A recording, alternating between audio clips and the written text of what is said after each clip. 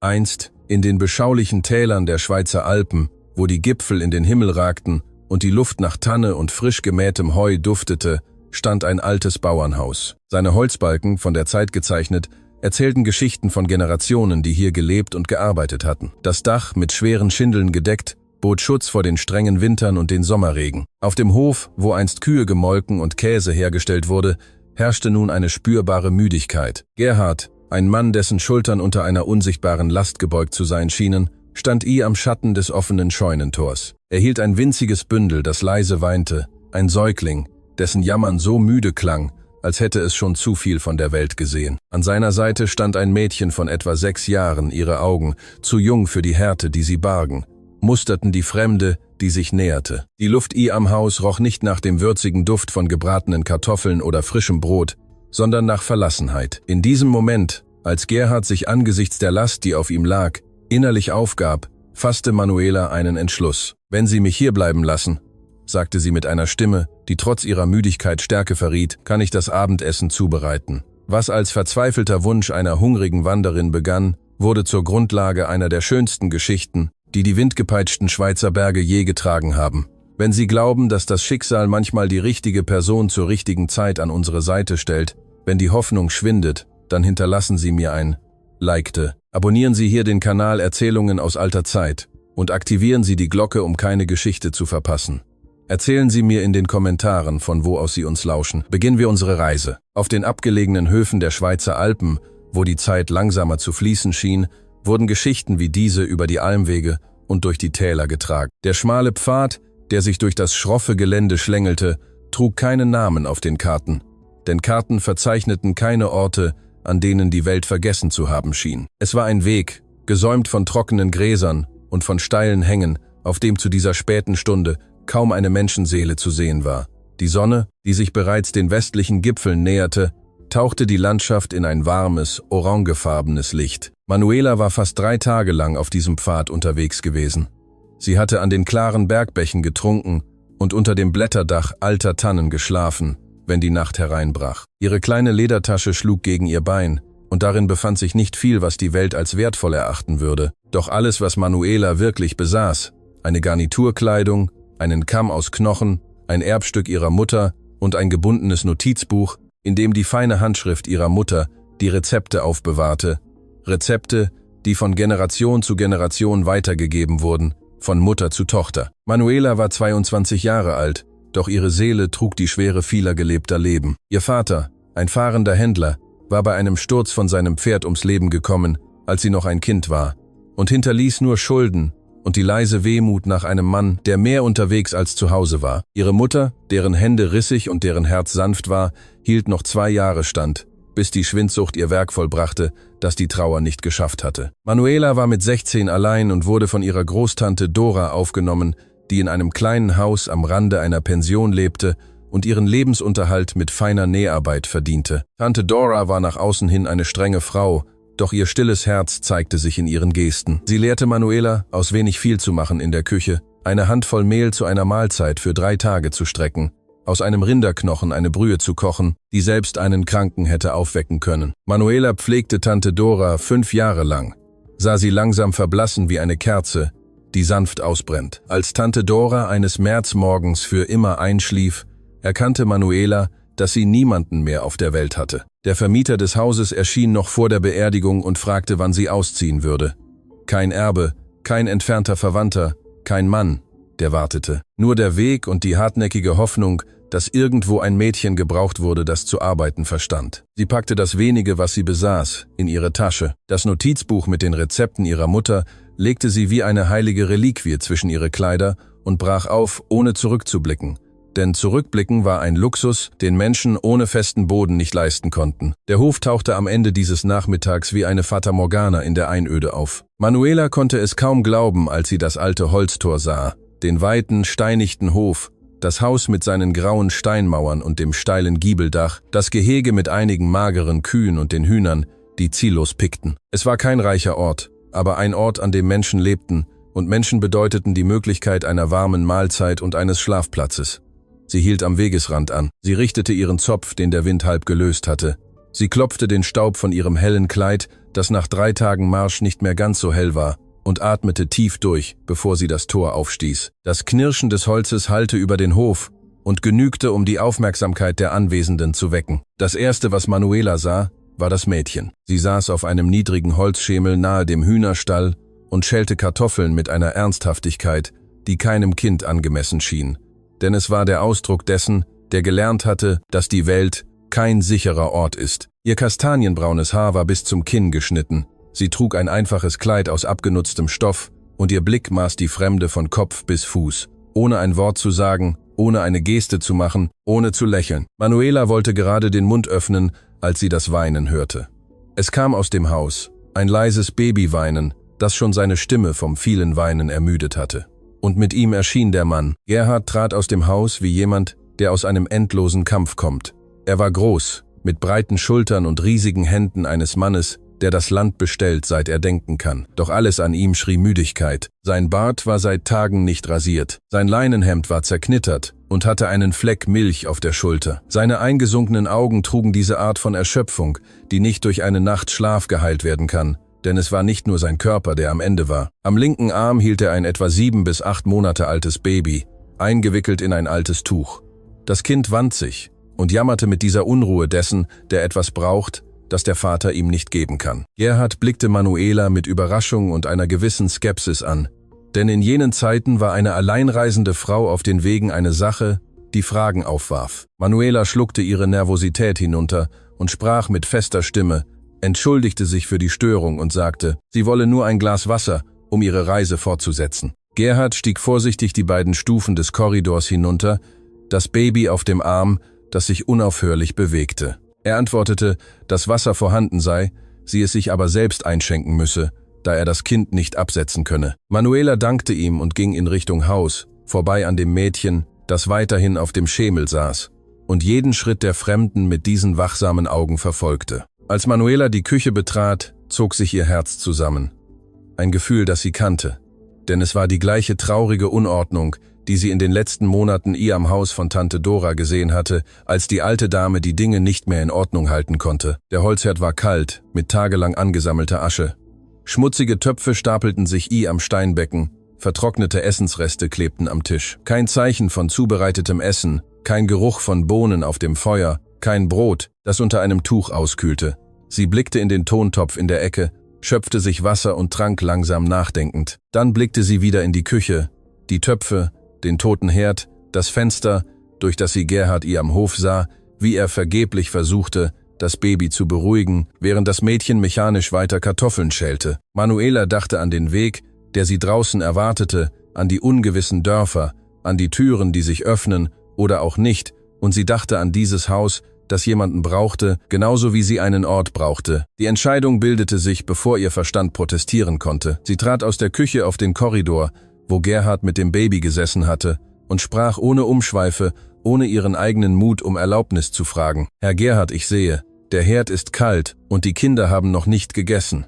Wenn Sie mich bleiben lassen, kann ich das Abendessen zubereiten, und wenn das Abendessen schmeckt, können wir über den Rest sprechen.« Gerhard blickte das junge Mädchen mit dem zerzausten Zopf und dem staubigen Kleid an, das aus dem Nichts aufgetaucht war und Essen anbot, als biete es Erlösung. Er spürte eine Mischung aus Erstaunen und Misstrauen, kämpfend gegen die Erschöpfung, die er nicht mehr ertragen konnte.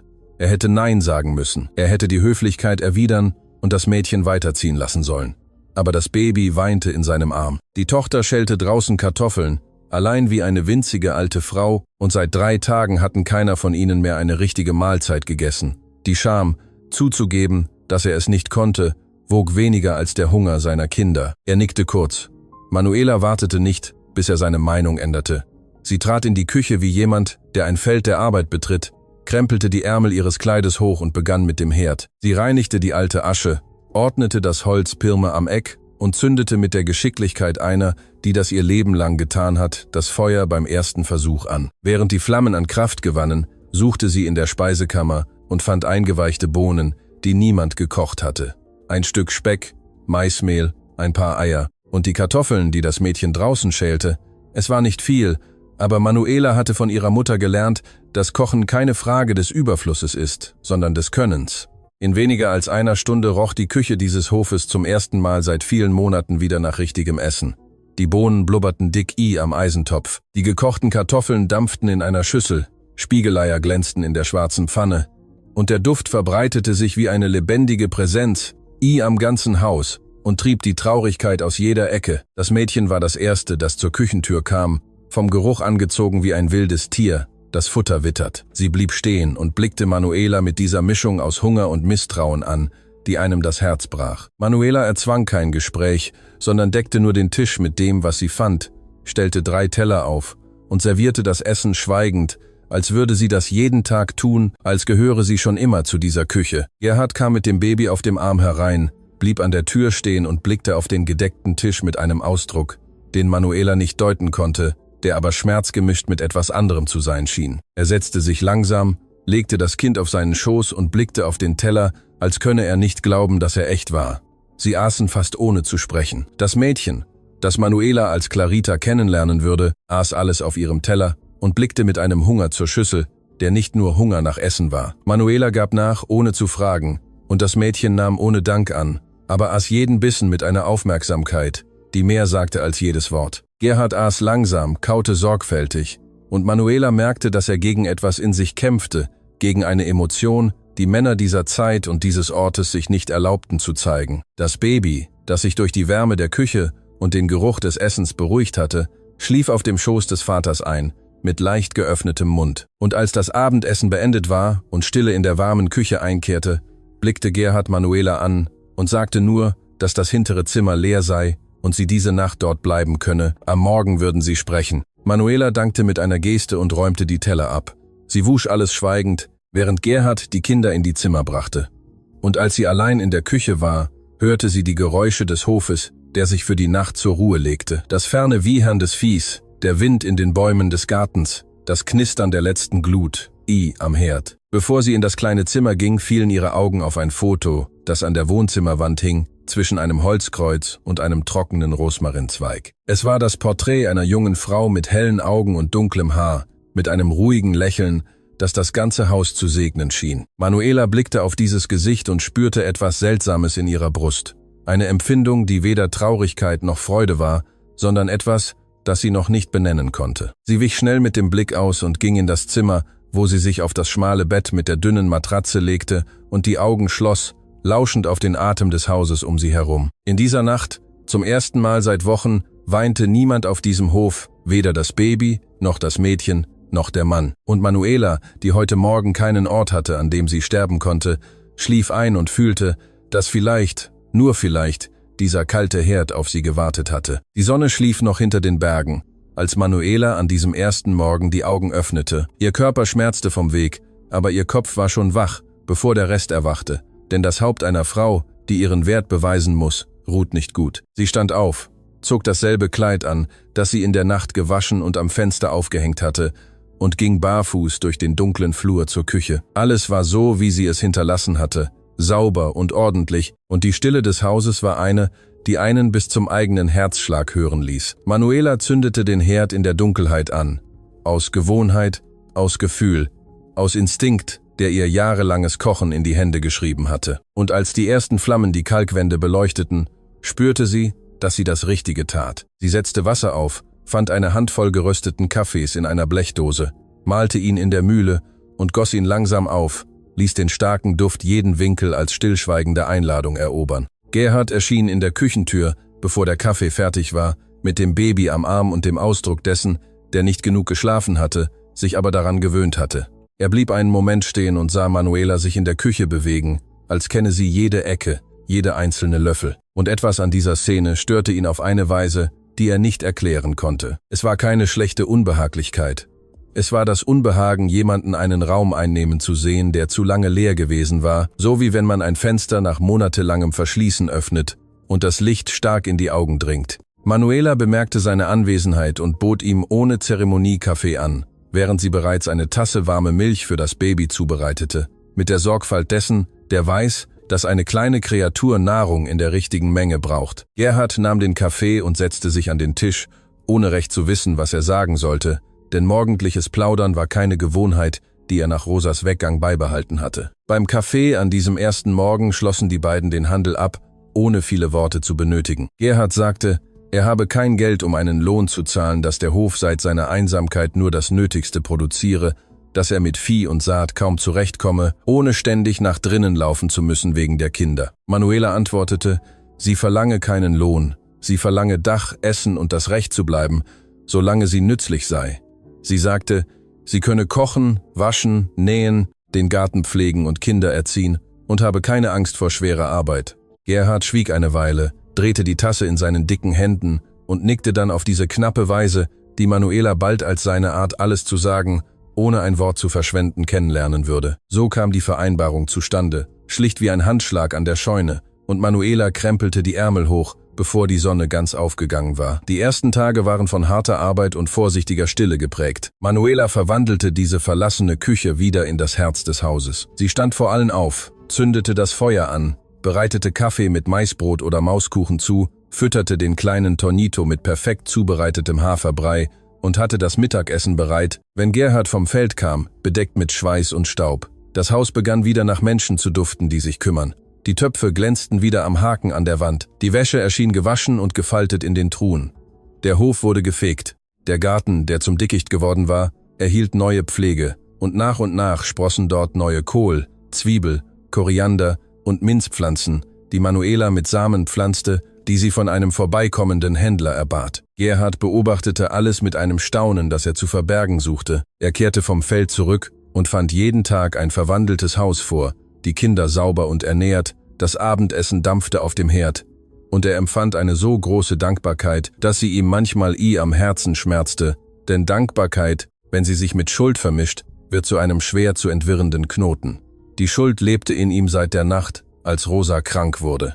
Es war ein Fieber, das ohne Vorwarnung kam, eines von denen, die die Leute vom Land schlechtes Fieber nannten und das starke Menschen innerhalb von Tagen dahinraffte. Gerhard war auf einer entfernten Weide und kümmerte sich um einen Stier, der in einen Graben gefallen war. Und als er 2 Tage später zurückkam, brannte Rosa vor Fieber am Bett, die Augen glasig, der Körper zitterte unter 3 Decken. Er ritt die ganze Nacht ins Dorf, um den Arzt zu holen, aber als sie auf dem Hof ankamen, hatte das Fieber bereits seinen Schaden angerichtet. Rosa hielt noch 2 Tage durch, fantasierte, rief die Kinder und starb eines regnerischen Morgens, während Gerhards Hand ihre drückte. Clarita war wach, als es geschah. Sie war 5 Jahre alt und sah alles von der Schlafzimmertür aus. Sie sah den Vater zum ersten Mal weinen, sah die Mutter aufhören zu atmen, und von diesem Tag an war das Mädchen kein Kind mehr. Es war gerade Clarita die Herausforderung, die Manuela nicht vorhergesehen hatte. Das Mädchen schrie nicht, machte keine Zickereien, weinte nicht, sie tat etwas Schlimmeres. Sie ignorierte Manuela, als ob sie nicht existierte. Wenn Manuela den Teller servierte, schob Clarita ihn beiseite und ging, trockene Mehl mit den Händen zu essen, denn trockenes Mehl war es, was ihr der Vater zuvor gegeben hatte. Wenn Manuela versuchte, das verfilzte Haar des Mädchens zu kämmen, entkam sie ohne ein Wort und versteckte sich hinter dem Hühnerstall. Wenn Manuela das Zimmer aufräumte, machte Clarita alles wieder durcheinander und legte die Dinge an die falschen Stellen, wo sie vorher waren, als ob das Chaos die Mutter am Leben erhalten würde. Es war ein stiller und wilder Widerstand, der nichts Kindliches hatte. Und Manuela, die den Schmerz schon in vielen Formen gesehen hatte, erkannte darin den gefährlichsten Schmerz von allen, den von jemandem, der sich weigert, etwas Neues hereinzulassen, aus Angst, wieder zu verlieren. Manuela zwang nicht, bestand nicht auf dem Kamm, zwang nicht zum Essen, versuchte nicht zu umarmen, wenn sie nicht erwünscht war. Sie blieb einfach beständig wie der jeden Morgen entzündete Herd, präsent wie der Geruch von Essen zur richtigen Zeit, und ließ das Mädchen zu ihrer Zeit kommen, wenn sie denn kam. In der Zwischenzeit widmete sie dem kleinen Tonito die Pflege, die der Junge in diesem Alter brauchte. Das Baby war dünn, reizbar, weinte nachts viel mit Koliken, die allen den Schlaf raubt. Manuela bemerkte, dass Gerhard das Kind mit reiner Kuhmilch fütterte, zu schwer für den Magen eines so kleinen Kindes, und änderte alles. Sie begann, die Milch zu verdünnen, sie auf den richtigen Punkt zu erwärmen, eine Prise Zucker und einen Schuss Anistee hinzuzufügen. Die Koliken nahmen ab. Innerhalb von 2 Wochen schlief Tonito die ganze Nacht durch. Innerhalb eines Monats war er ein anderes Baby, dicklich, lachend, das die Arme ausstreckte, wenn es Manuela kommen sah.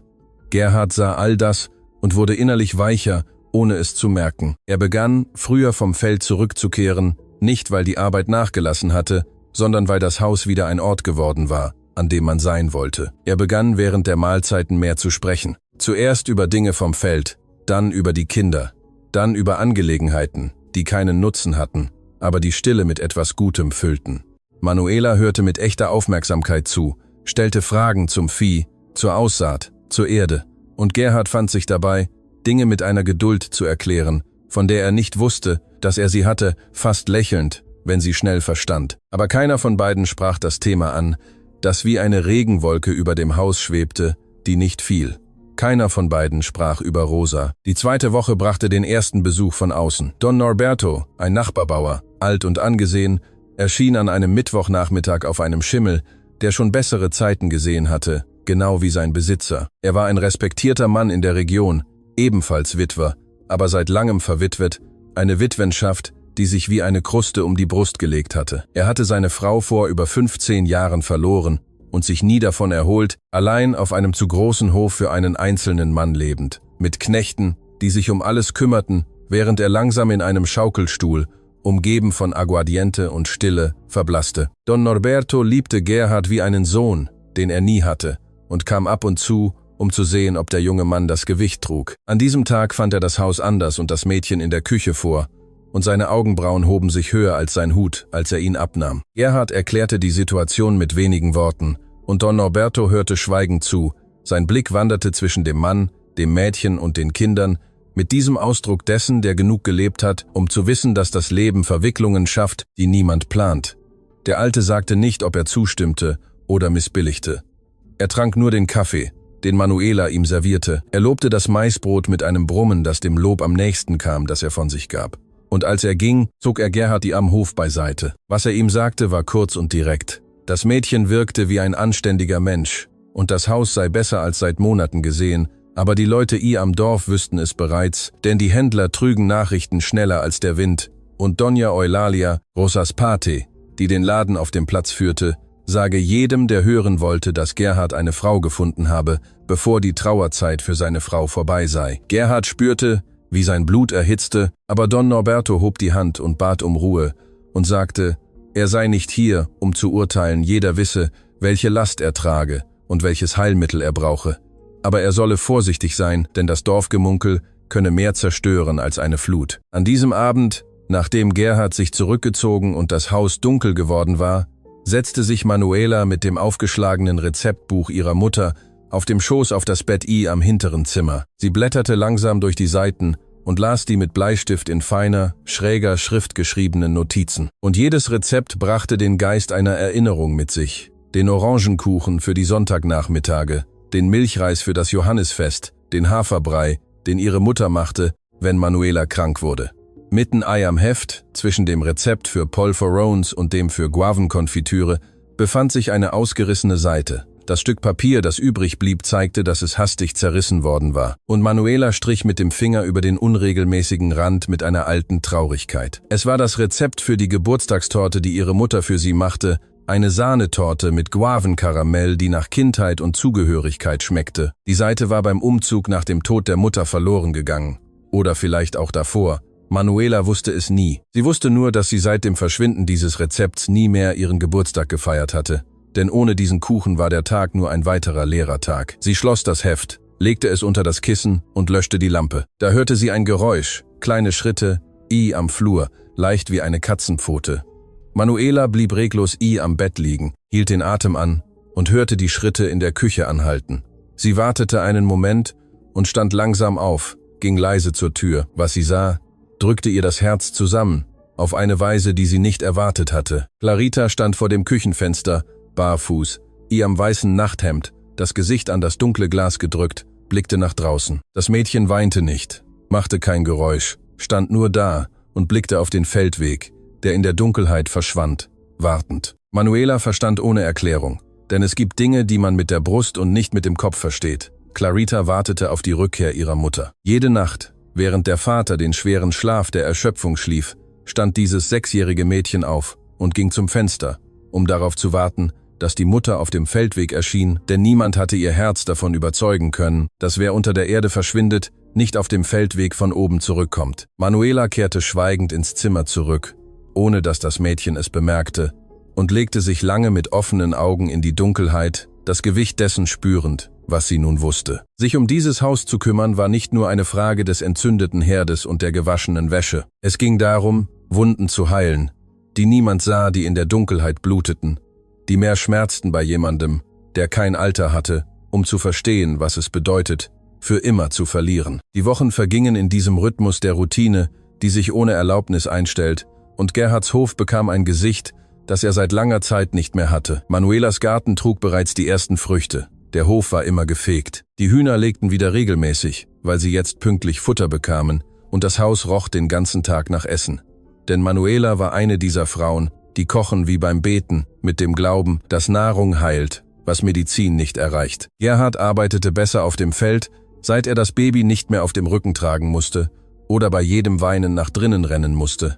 Das Vieh wurde fett, die Saat versprach eine gute Ernte, und die beiden Knechte, die mit anpackten, kommentierten untereinander, dass der Chef wieder wie ein Mensch aussah. Aber wenn sich das Leben innerhalb des Tores einrichtete, braute sich auf der anderen Seite langsam der Sturm zusammen, wie diese Sommerregen, die den Himmel verdunkeln, bevor sie mit voller Wucht niedergehen. Das Gemunkel erreichte das Dorf, bevor Manuela einen Monat auf dem Hof war. Und zwar auf die schlimmste Art und Weise, nämlich durch die Mundwinkel derer, die sich für den Moralwächter des anderen hielten. Doña Eulalia, Witwe des früheren Ladenbesitzers und nun selbst Besitzerin des Geschäfts und aller Gespräche, die dort stattfanden, war Rosas Patin gewesen, Taufpatin von Clarita, und betrachtete sich als Hüterin des Andenkens der Verstorbenen. Sie war eine Frau mit lautem Glauben und selektiver Nächstenliebe, von denen, die den Rosenkranz vor der Kirche beten, damit jeder es sieht, und die über das Leben anderer sprechen, als sei es ein Gemeinschaftsdienst. Als ein Händler, der die junge Frau auf dem Weg getroffen hatte, ihr am Laden erzählte, er habe eine junge Frau den Hof des Witwers betreten sehen, fühlte sich Doña Eulalia berufen, eine heilige Mission zu erhalten. Sie verbrachte die ganze Woche damit, die Nachricht mit diesem Ton falscher Besorgnis zu verbreiten, der die Lieblingsverkleidung der Verleumdung ist. Arme Rosa, kaum ist sie erkaltet, hat der Mann schon eine andere an ihre Stelle gesetzt. Das Mädchen müsse eine von denen sein, die von Hof zu Hof ziehen und nach Witwern mit Land suchen. Die Kinder würden von einer Fremden ohne Familie und ohne Referenz erzogen.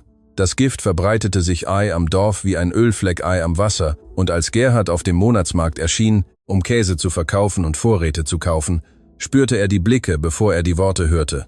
Die Frauen tuschelten hinter den Ständen, die Männer wandten sich ab, wenn er vorbeiging, und sogar der Bäcker, der ihm immer frisches Brot aufbewahrte, tat so, als sei es ausverkauft. Gerardo war kein Mann, dem die Zunge anderer Leute etwas ausmachte.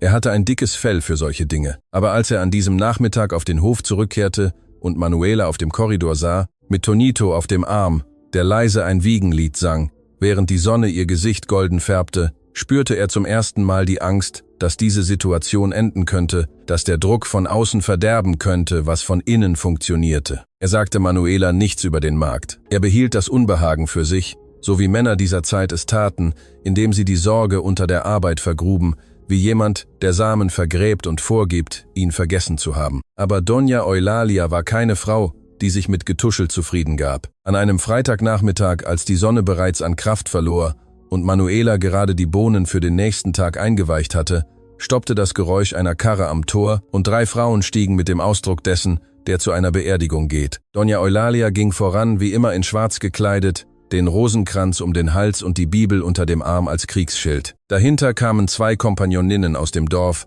Zulma und Socorro, die mehr als Publikum dienten. Gerhard war auf dem Feld und Manuela war allein mit den Kindern. Als sie sah, wie die 3 Frauen in Richtung Haus über den Hof schritten, krümmte sich ihr der Magen, aber sie richtete den Rücken und ging ihnen auf dem Korridor entgegen mit der Würde dessen, der niemandem etwas schuldet. Doña Eulalia wartete nicht einmal darauf, eingeladen zu werden. Sie sagte, sie sei gekommen, um die Kinder zu sehen, dass sie als Patin von Clarita die Pflicht habe, über das Wohl ihrer Patenkinder zu wachen, und dass die Leute am Dorf besorgt über die Situation dieses Hauses seien. Die Worte kamen honigumantelt, aber das Gift lag in jeder Pause, in jedem Blick, den Doña Eulalia auf Manuelas Kleidung warf, die neben Gerhards Hemden auf der Wäscheleine hing, in der Art, wie sie die Küche untersuchte, nach Fehlern suchte, in der Art, wie sie Tonito vom Boden hob und ihn inspizierte, als erwarte sie Spuren der Nachlässigkeit. Manuela schwieg, nicht weil sie feige war, sondern weil sie wusste, dass eine arme Frau ohne Familie, die mit einer Frau aus gutem Hause in einem kleinen Dorf kämpfte, eine verlorene Schlacht war, bevor sie begann. Sie ließ Doña Eulalia durch das Haus streifen. Sie ließ die Kompagnoninnen Grimassen schneiden. Und als sie glaubte, der Sturm würde ohne Regen vorübergehen, kam der Blitz. Doña Eulalia blieb vor dem Foto von Rosa an der Wohnzimmerwand stehen und drehte sich zu Manuela um, die Augen feucht von einer Emotion, die halb echt und halb gespielt war. Sie sagte, dies sei Rosas Haus, diese Küche sei Rosas, diese Kinder seien Rosas, und keine Fremde auf der Durchreise habe das Recht, den Platz einer Frau einzunehmen, die erst seit einigen Monaten unter der Erde liegt. Dann blickte sie Manuela mit neuer, verweilender Aufmerksamkeit an und sagte etwas, das ihr das Blut in den Adern gefrieren ließ. Sie sagte, es sei seltsam, wie Manuela Rosa ähnele, die gleiche Art von Haar, die gleiche Art zu gehen, und dass Gerhard sie vielleicht deshalb so schnell akzeptiert habe, weil er nicht nach einer Helferin suchte, sondern nach einem Abbild der toten Frau. Die Kompagnoninnen schwiegen, und die Luft am Wohnzimmer wurde schwer wie vor einem Unwetter. Manuela nickte den Worten zu, die einen Ort trafen, von dem sie nicht wusste, dass er existierte, denn bis zu diesem Moment hatte sie die Ähnlichkeit, auf die Doña Eulalia hinwies, nicht bemerkt. Aber jetzt, mit dem Porträt von Rosa an der Wand hinter sich und dem giftigen Blick von Doña Eulalia vor sich, ließ der Zweifel sich wie ein Dorn nieder, der ins Fleisch dringt und die Spitze darin zerbricht. Clarita erschien inmitten all dessen in der Tür des Wohnzimmers von den fremden Stimmen angezogen. Und als sie ihre Patentante sah, begann sie zum ersten Mal seit Manuelas Ankunft zu weinen. Es war kein Kindsweinen, das Arme wollte. Es war das Weinen dessen, der jemanden aus einer schmerzhaften Zeit wiedererkennt. Und Doña Eulalia nutzte die Gelegenheit, das Mädchen in die Arme zu nehmen und Manuela einen Blick des stillen Triumphs zuzuwerfen, als wolle sie sagen, da ist der Beweis, dass die Kinder bekannte Menschen und keine Fremden brauchen. Manuela spürte, wie der Boden unter ihren Füßen nachgab, aber sie schwankte nicht äußerlich. Sie wartete, bis Doña Eulalia und die Kompagnoninnen gegangen waren. Sie winkte ihnen von der Scheune mit fester Hand zum Abschied zu, und erst als die Karre in der Kurve des Weges verschwand, lehnte sie sich an die Wand und ließ ihren Körper zu Boden gleiten, zitternd. Es war keine Wut, was sie fühlte. Es war etwas Schlimmeres. Es war der Zweifel, der von innen nagte und fragte, ob Doña Eulalia recht hätte, ob Gerhard sie als Schatten einer anderen sähe, ob dieser Ort wirklich ihr gehörte oder ob sie nur einen geliehenen Platz aufwärmte. Als Gerhard am späten Nachmittag vom Feld zurückkam und die Spuren des Besuchs fand, das schlecht zubereitete Abendessen und Manuela mit roten Augen, die versuchte, es zu verbergen, brauchte er nicht viel Erklärung, um zu verstehen, was passiert war. Er schwieg eine ganze Weile, aß ohne Geschmack. Und als Manuela aufstand, um die Teller wegzuräumen, sprach er, ohne sie anzusehen, mit tiefer, vorsichtiger Stimme, die weiß, dass sie auf gefährlichem Terrain tappt. Er sagte, Doña Eulalia habe nicht über diesen Hof zu bestimmen und Manuela werde nirgendwo hingehen. Manuela blieb mit dem Rücken zu ihm stehen, die Hände um den Rand des Beckens geklammert und fragte, ohne sich umzudrehen, ob er sie wegen ihr selbst oder weil sie jemand anderem ähnelte, dort haben wolle. Die folgende Stille war von der Art, die Tonnen wiegt.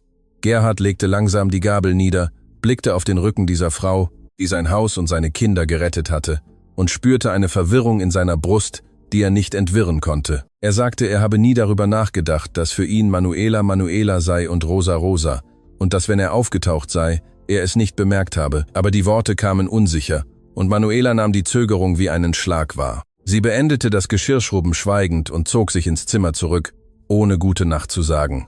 Und dies war das erste Mal, dass die beiden mit Abstand schliefen, nicht von Metern, sondern von ungelösten Dingen. Die folgenden Tage waren seltsam und angespannt. Manuela arbeitete mehr als je zuvor, sprach aber weniger als je zuvor, und Gerhard streifte mit Schuldgefühlen um das Haus und wusste nicht, wofür er sich entschuldigen sollte. Er ertappte sich dabei, wie er das Foto von Rosa an der Wand betrachtete und dann Manuela in der Küche, unfreiwillig vergleichend, nach der Ähnlichkeit suchte, die Doña Eulalia in seinem Kopf gepflanzt hatte, und ärgerte sich über sich selbst, weil er nicht aufhören konnte. Manuela bemerkte die Blicke und zog sich noch mehr zurück, und das Haus, das wieder zu atmen begonnen hatte, begann wieder zu ersticken. Clarita, mit der geschärften Intuition, die verletzte Kinder entwickeln, spürte die Veränderung in der Luft und wurde wieder mürrisch, als ob die Anwesenheit von Doña Eulalia die Wunde wieder aufgerissen hätte, die gerade erst zu heilen begonnen hatte. Das Mädchen hörte wieder auf, Manuelas Essen zu essen. Sie ging wieder, um alleine Kartoffeln auf dem Hof zu schälen. Sie kehrte zu den langen Schweigen und den harten Blicken zurück. Es war, als würde das ganze Haus rückwärts gehen und jeden Knoten lösen, den Manuela mit so viel Sorgfalt geknüpft hatte. In diesem Klima der gedehnten Schnur kam die längste Nacht dieses Hofes. Tonito begann nach dem Abendessen zu husten. Ein trockener Husten, der zu einem Schnupfen wurde und der vor Mitternacht zu Fieber wurde. Manuela legte dem Jungen die Stirn auf und erkannte die gefährliche Hitze, die sie schon oft beim Pflegen von Tante Dora gespürt hatte. Sie bereitete Holundertee zu, machte Kompressen mit feuchten Tüchern, hielt das Kind auf dem Arm und versuchte, die Temperatur mit allem, was sie wusste, zu senken, aber das Fieber ließ nicht nach. Tonito brannte wie Glut, sein Körper zitterte vor Schüttelfrost, sein Atem kam mit einem Pfeifen, das das Haus mit Angst erfüllte. Als Gerhard seinen Sohn in diesem Zustand sah, spürte er, wie der Schrecken seinen Rücken hinaufstieg wie eine lebende Sache. Denn diese Szene war die genaue Wiederholung dessen, was mit Rosa passiert war. Das gleiche Fieber, das gleiche Zittern, der gleiche glasige Blick. Die Erinnerung kehrte ganz zurück, grausam, und mit ihr kam die Panik dessen, der weiß, wie diese Geschichte enden kann. Gerhard griff nach dem Hut und sagte, er gehe zum Arzt ins Dorf. Er werde nicht bis zum Morgengrauen warten. Er werde nicht denselben Fehler zweimal machen. Manuela versuchte zu argumentieren, dass der Weg dunkel sei und es am Nachmittag geregnet habe, dass die Route gefährlich sein würde. Aber sie sah in seinen Augen etwas, das keine Diskussion zuließ. Es war die Verzweiflung eines Vaters, der bereits zu viel verloren hatte und nichts mehr verlieren konnte. Er sattelte das Pferd in der Dunkelheit, ritt ohne zurückzublicken und verschwand auf dem Weg wie ein Schatten, der von der Nacht verschluckt wurde. Manuela blieb allein mit den beiden Kindern. Das Baby brannte vor Fieber in ihren Armen und Clarita schlief ihr am Zimmer, ohne etwas zu wissen. Das Haus wurde riesig um sie herum. Jeder Schatten schien größer, jedes Geräusch des Waldes draußen schien eine Bedrohung. Und Manuela betete leise, während sie die Kompressen wechselte, und bat Gott, niemandem mehr aus diesem Haus mitzunehmen, das bereits mehr als genug Leid gegeben hatte. Gegen 2 Uhr morgens geschah das Schlimmste. Nicht mit Tonito, der immer noch Fieber hatte, aber stabil in Manuelas Armen, sondern mit Clarita. Das Mädchen erwachte vom Weinen ihres Bruders, verließ das Zimmer und kam in die Küche, und was sie sah, ließ ihre Welt einstürzen. Sie sah Manuela das Baby halten, das zitterte und stöhnte, sie sah die nassen Kompressen, sie sah den Tee auf dem Tisch, sie sah die Lampe, die Schatten an die Wand warf, und all das vermischte sich in den Kopf eines 6-jährigen Mädchens mit der Nacht, in der ihre Mutter starb. Claritas Körper versteifte sich an der Küchentür, die Augen öffneten sich riesig, und dann kam der Schrei, ein hoher, zerrissener Schrei, kein Schreckensschrei, sondern reiner Terror. Der Terror dessen, der die schlimmste Nacht seines Lebens wiedererlebt und nicht trennen kann, was Vergangenheit ist, von dem, was Gegenwart ist. Das Mädchen begann am ganzen Körper zu zittern, rutschte zu Boden und kauerte sich an die Wand, die Arme um die Knie geschlungen, weinend auf eine Weise, die nicht wie ein Kindsweinen klang.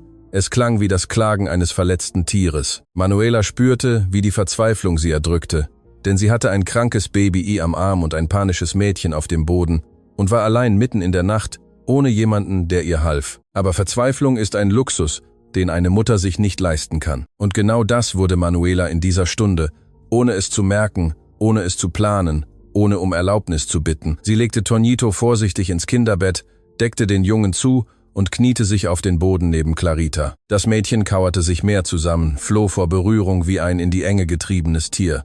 Und Manuela bestand nicht darauf. Sie blieb dort auf dem Boden, saß daneben, ohne sie zu berühren, ohne zu sprechen, nur präsent, wie eine warme Wand, die vor dem Wind schützt, ohne etwas zu verlangen, und begann zu singen. Es war ein Lied, das ihre Mutter in stürmischen Nächten sang. Eine einfache, sich wiederholende Melodie, die nicht schön sein sollte, sondern sicher, jedes Mal gleich, ohne Worte sagend, dass solange diese Musik erklang, nichts Schlimmes passieren würde. Manuela sang lange, wiederholte dasselbe Lied wie ein Gebet. Und nach, so langsam, dass es kaum bemerkt wurde, hörte Claritas Körper auf zu zittern. Das Weinen wurde leiser, die Schluchzer wurden seltener, und das Mädchen ließ die Knie los, die es gegen die Brust drückte. Irgendwann, den keine von beiden genau bestimmen könnte, lehnte Clarita ihren Kopf an Manuelas Schulter. Zuerst nur leicht, wie ein Vogel, der sich niederlässt. Und dann ließ sie sich ganz fallen, ihr kleines Körpergewicht fiel gegen diese Frau, die nach Seife und Anis roch. Manuela hörte auf zu singen und blieb still, spürte das schnelle Herz des Mädchens gegen ihren Arm schlagen und hörte, wie Clarita mit einer Stimme, die vom vielen Weinen zerstört war, ein einziges Wort flüsterte, das alles zwischen ihnen veränderte. Bleib. Es war keine Bitte, keine Anweisung.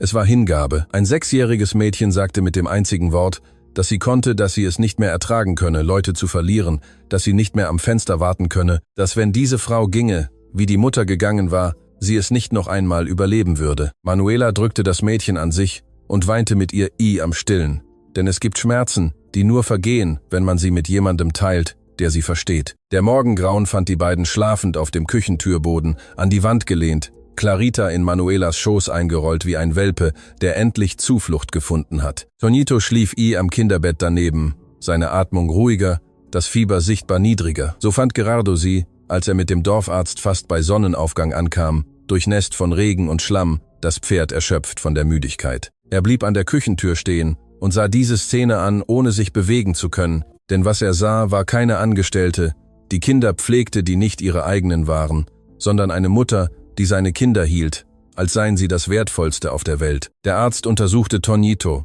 sagte, es sei eine Halsentzündung, dass das Fieber mit den Tees und Kompressen nachlassen werde, die Manuela bereits machte, dass das Mädchen gut gehandelt habe und dass der Junge in wenigen Tagen gesund sein würde. Gerardo dankte dem Arzt, bezahlte den Besuch mit Käse und Butter, weil das Geld knapp war, und als sie wieder allein waren, blickte er Manuela mit einer Klarheit an, die er seit Rosas Tod nicht mehr gespürt hatte. In diesem Moment, kniend neben dem Stuhl, auf dem Manuela nun mit der immer noch schlafenden Clarita auf dem Schoß saß, verstand Gerhard, dass die Frage nach der Ähnlichkeit mit Rosa die falsche Frage war. Es spielte keine Rolle, ob Manuela Rosa oder irgendeine andere Person auf der Welt ähnelte. Wichtig war, dass sie geblieben war, dass sie in der dunkelsten Stunde, als er nicht da war, alles allein gehalten hatte.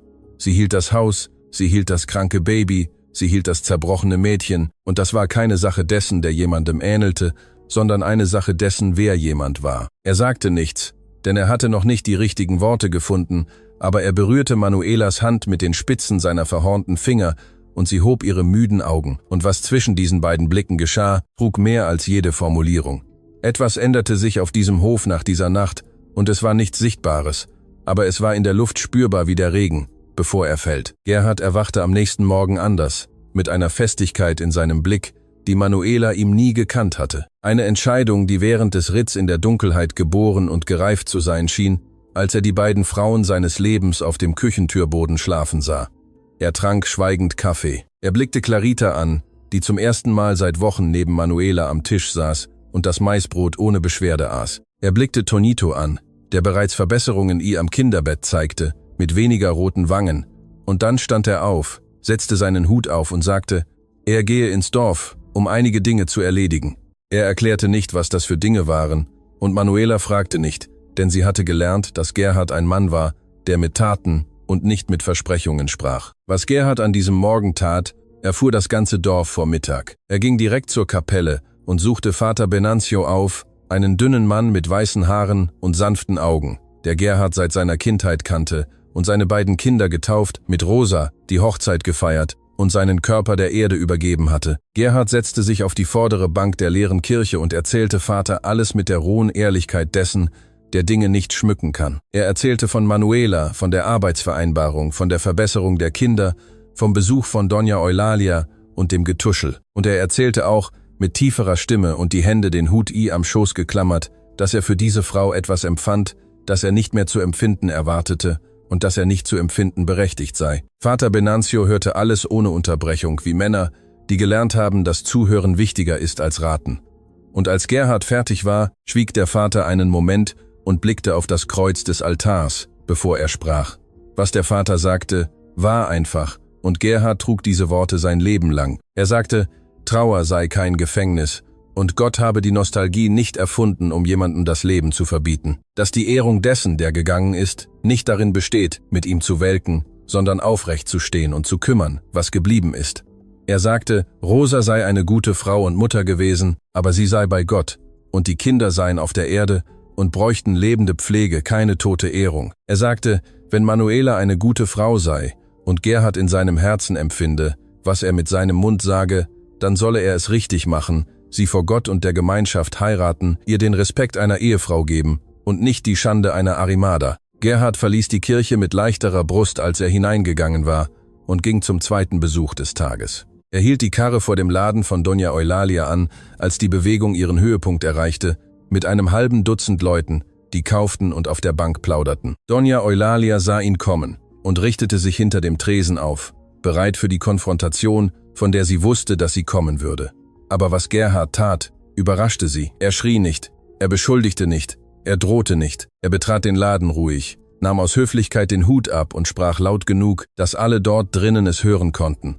Er sagte, Doña Eulalia sei Rosas Patin gewesen und er respektiere das, aber der Respekt ende dort, wo die Einmischung beginne. Er sagte, Manuela sei eine ehrenhafte Frau, die seine Kinder davor bewahrt habe, zu hungern und ohne Pflege aufzuwachsen, dass sie in Wochen mehr für diese Familie getan habe, als das ganze Dorf in einem Jahr der Witwenschaft. Denn niemand, nicht einmal Doña Eulalia, mit all der Besorgnis, die sie zu haben vorgab, habe sich gezeigt, um zu helfen, als er unterging. Die Stille ihr am Laden war zum Schneiden. Doña Eulalia öffnete den Mund zu einer Antwort, aber Gerhard fuhr fort. Er sagte, er werde Manuela heiraten, dass Vater Venancio es bereits wisse und die Aufgebote am Sonntag verlesen würden. Und dass jeder, der reden wolle, es nach Belieben tun könne, denn Gemunkel habe noch nie eine Hochzeit anständiger Leute verhindert. Er sagte all das, indem er Doña Eulalia in die Augen blickte, mit einer Festigkeit, die keine Einwände zuließ, und setzte dann seinen Hut wieder auf. Er kaufte am Tresen, bezahlte exakt und ging hinaus. Die Leute am Laden sahen sich gegenseitig an, ohne zu wissen, was sie sagen sollten. Und Doña Eulalia blieb zum ersten Mal seit Jahren ohne Antwort. Nicht, weil ihr die Worte fehlten, sondern weil tief in dieser Brust, die mit Rosenkranz und Urteil bedeckt war, etwas erkannte, dass Gerhard recht hatte. Sie hatte sich nicht gezeigt, um zu helfen. Keine von ihnen hatte das getan, und manchmal tut die Wahrheit mehr weh als jede Beleidigung. Gerardo kehrte am frühen Nachmittag auf den Hof zurück und fand Manuela am Garten, kniend am Boden, Unkraut zwischen den Kohlpflanzen hackend, mit Toñito auf einer Decke daneben und Clarita zum ersten Mal seit Wochen in ihrer Nähe spielend, nicht direkt bei ihr, aber in der Nähe, was bereits ein riesiger Sieg war. Er stieg von der Karre, ging zum Garten und blieb einen Moment lang dort stehen und betrachtete die Szene, prägte sie sich ins Gedächtnis ein, denn er wusste, dass sich alles ändern würde, und er wollte sich erinnern, wie es war, bevor es sich änderte. Manuela hob die Augen und sah etwas anderes in seinem Gesicht, eine Leichtigkeit, die sie ihm nie gekannt hatte, und blieb erwartend sitzen, ohne aufzustehen, die Hände voller Erde und das Herz beschleunigt, ohne den Grund zu kennen. Gerardo bückte sich vor ihr, genau dort am Garten, zwischen Kohl- und Zwiebelpflanzen, mit dem Geruch von feuchter Erde, die aufstieg, und sprach auf die einzige Art, wie er es wusste, ohne Schmuck, ohne Rede, ohne auf die Knie zu gehen, wie in den Romanen, die er nie gelesen hatte. Er sagte, er sei ins Dorf gegangen, um mit dem Vater zu sprechen, und er wolle sie heiraten, wenn sie zustimme. Er sagte, er könne die Welt nicht versprechen, denn seine Welt sei klein, nur dieser Hof, dieses Vieh, diese Kinder, aber er teile all das mit offenem Herzen. Er sagte, er wisse, dass sie dort angekommen sei und nur nach einem Abendessen und einem Dach gefragt habe und dass er unfähig sei, schöne Worte anzubieten, aber er könne einen Nachnamen, ein richtiges Zuhause und die Gewissheit anbieten, dass sie nie mehr schlafen müsse, ohne zu wissen, wo sie aufwachen würde. Manuela blickte ihn mit tränengefüllten Augen an und ihr Mund zitterte, und für einen langen Moment sagte sie nichts, denn die Worte stapelten sich in ihrem Hals und konnten sich nicht in Ordnung herausgeben. Dann fragte sie mit brüchiger Stimme, ob er sie selbst, Manuela, heiraten wolle und nicht die Erinnerung an eine andere Person. Gerhard verstand das Gewicht dieser Frage und hielt ihr Gesicht in seinen großen Händen, die noch Staub vom Weg hatten. Er blickte in die braunen Augen, die nicht wie die von Rosa waren, denn die von Rosa waren hell, und die Nase, die nicht gleich war, denn die von Rosa war fein, und der Mund, der nicht gleich war, denn der von Rosa war kleiner.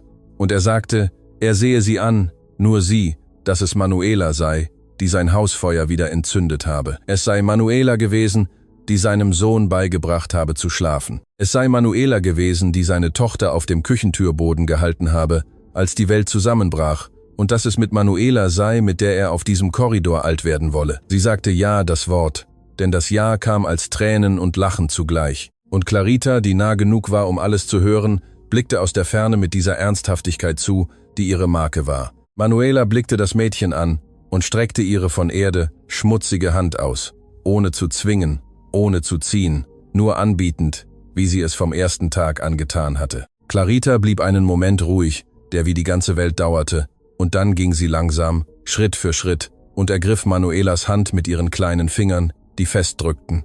Sie sagte nichts, sie musste nicht.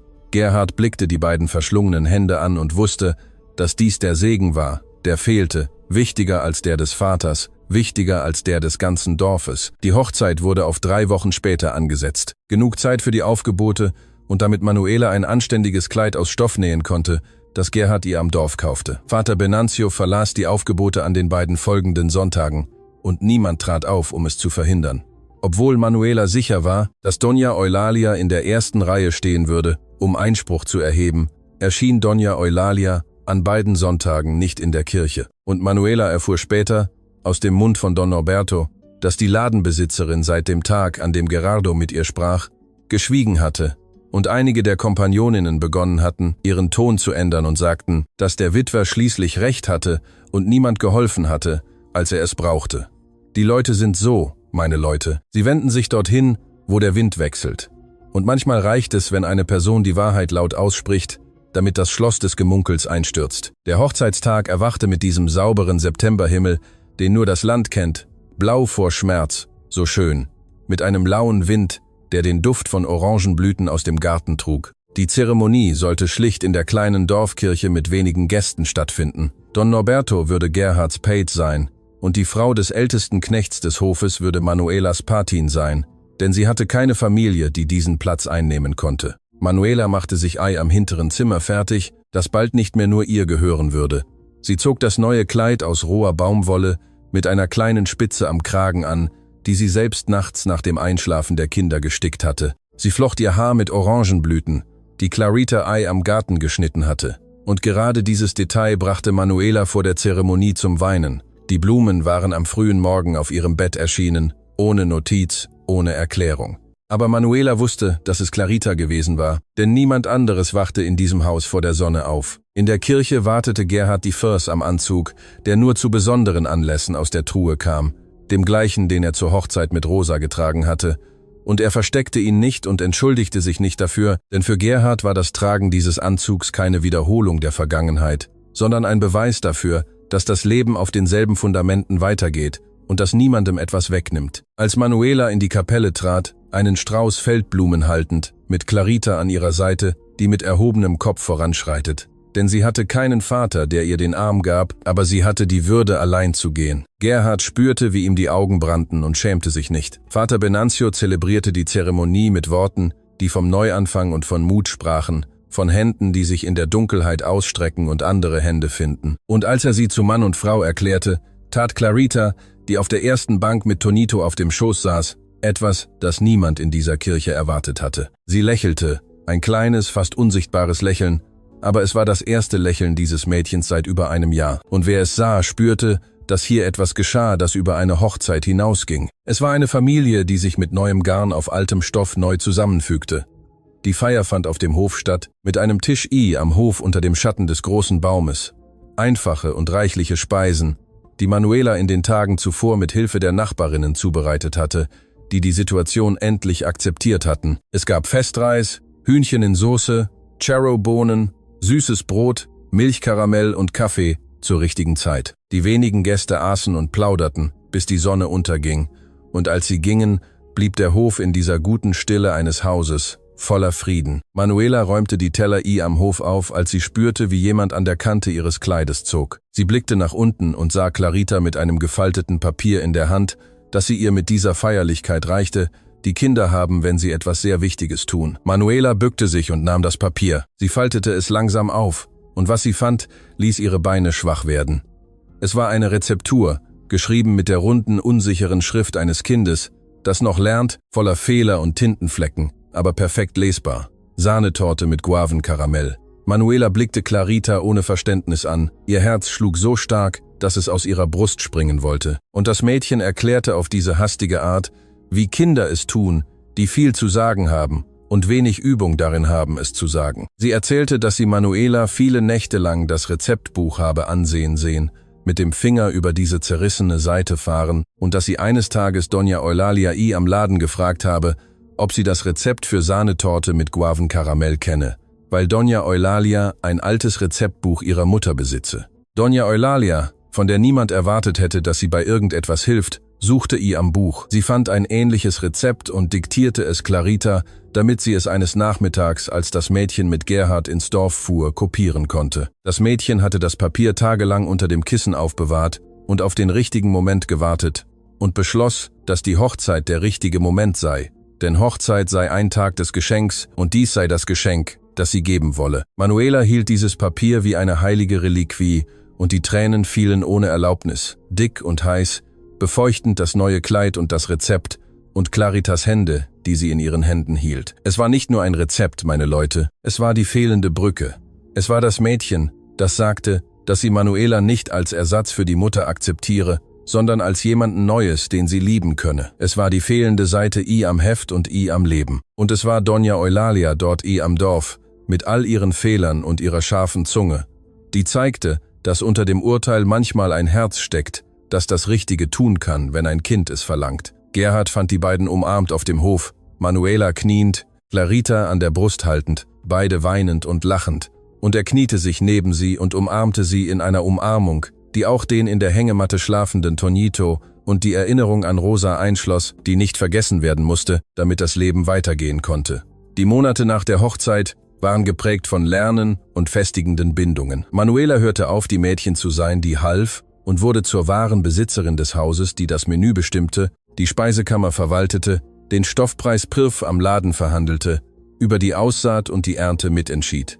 Gerhard entdeckte, dass das Teilen von Entscheidungen keine Schwäche, sondern Intelligenz war, denn Manuela hatte einen praktischen Sinn, den er bewunderte, und einen Mut zum Risiko, den er allein nicht gehabt hätte. Der Hof wuchs in diesen Monaten, wie er seit Jahren nicht mehr gewachsen war. Sie kauften mehr Hühner, erweiterten den Garten, verkauften Käse auf dem Markt mit einem Gewinn, der reichte, um das Dach zu reparieren und die alten Fenster durch Glasfenster zu ersetzen, die die Sonne am Morgen hereinließen. Tonito wuchs stark und gesund. Er wurde ein kluger Junge, der den Hühnern nachjagte und Manuela als Mutter rief, mit der Selbstverständlichkeit dessen, der nie eine andere gekannt hatte. Clarita öffnete sich langsam wie eine Blume, die Zeit und Geduld braucht. Und nach hörte sie auf, das alte Mädchen zu sein, das schweigend Kartoffeln schälte, um wieder ein Kind zu werden, das am Garten spielte, Geschichten erfand, über alberne Dinge lachte. Und eines Vollmondnachts bemerkte Manuela, dass Clarita nicht mehr zum Küchenfenster ging, um auf die Rückkehr der Mutter zu warten. Das Mädchen schlief die ganze Nacht durch, ruhig. Und das war der größte Sieg, den Manuela auf diesem Hof errang, größer als jede Ernte oder Reparatur. Don Norberto, der Nachbar, der allein seine eigene Witwenschaft wiederkäute, begann nach der Hochzeit regelmäßiger, den Hof zu besuchen. Er kam zum Sonntagsmittagessen, das Manuela mit festlicher Sorgfalt zubereitete, und blieb den ganzen Nachmittag auf dem Korridor, plapperte mit Gerhard und spielte unbeholfen mit den Kindern mit einem unbeholfenen Spiel. Das zeigte, dass er keine Übung hatte, aber Lust hatte.